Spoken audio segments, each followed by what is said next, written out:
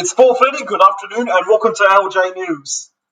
On the external territory of Norfolk Island, a 6-year fight against Australian rule by some residents is gathering momentum. It comes as a public inquiry begins into the suspension of its regional council, the island's last remaining local authority.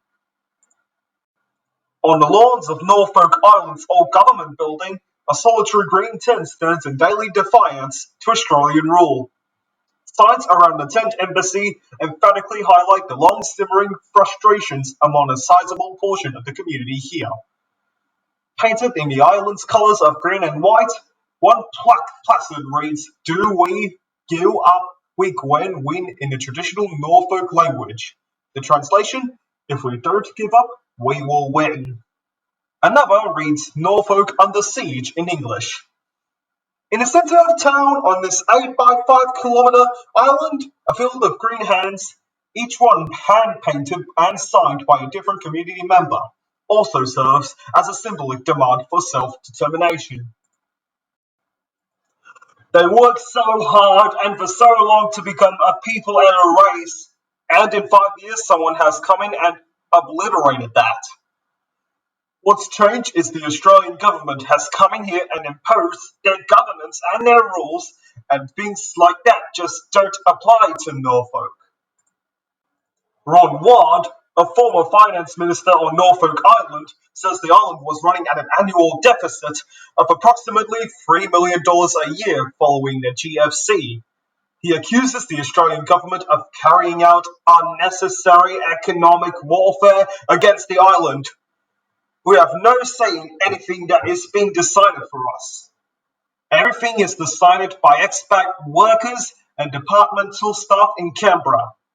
It's a most unsatisfactory way of running a place."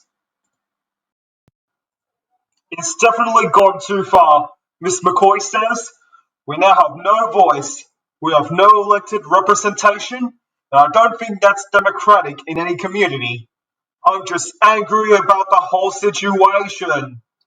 Land taxes, which for centuries never existed on the island, is one of the key grievances about Australian rule. When Queen Victoria granted Norfolk to the Pitcairn Islanders, she also granted each family 50 acre lots. But in recent years, Canberra has introduced property taxes. Ron and Marlene Nobbs, who have been married for 56 years, live on the property of Ron's ancestors. Ron, a former Norfolk chief minister, says that they can afford the rates, but Marlene, 83, adds that main descendants cannot. Norfolk has always been the set rich, but money poor, Marlene says. They fear that they are going to lose their land because they can't afford to pay rates. Ron says properties on the island are made up of many portions, which tends to create higher taxes on such cash-poor families. In a suburban meeting, land rates, property rates, are a very reasonable and workable system for collective revenues to run government services, he says. But in our situation here, it doesn't work. The administrator on Norfolk Island, Eric Hutchinson, admits the transition could have been better managed, but says the decision was justified. "We're only a very short way through what will be a transition. I'm the last person in the world that wants to see those intrinsic things that make Norfolk Island different to other parts of Australia change if they don't have to change. But equally, there are things that this community, and I know for a fact, appreciate." But for every person who points to reasons why Australian governance is working here on Norfolk Island, there are others who will dispute it, making it a deeply divisive issue in this otherwise tight-knit community. Lee Honeywood and Catherine McCoy describe Norfolk Island culture as its soul. They claim that culture is in danger every time community representation is reduced. "It is my family, it is my ancestors.